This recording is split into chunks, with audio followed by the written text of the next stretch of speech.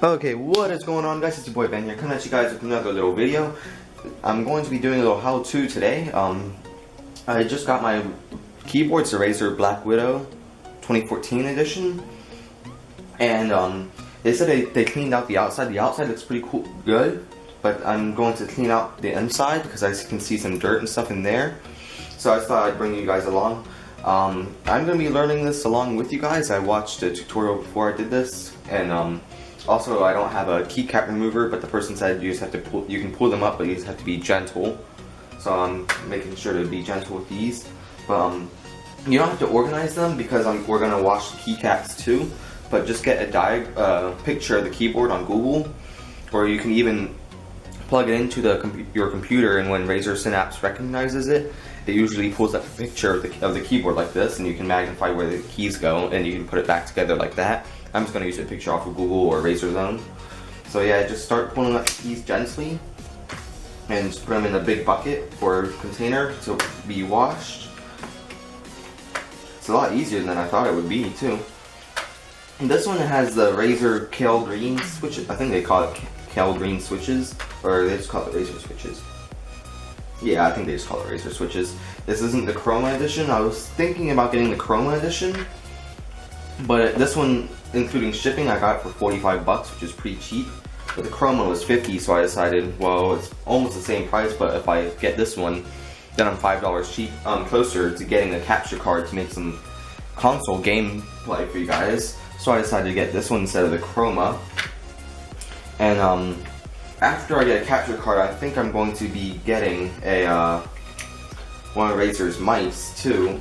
Now, these bigger keys, I'm not sure about the tab and caps lock. The shift and spacebar, the other shift and enter over here, leave those for last because they have metal clips.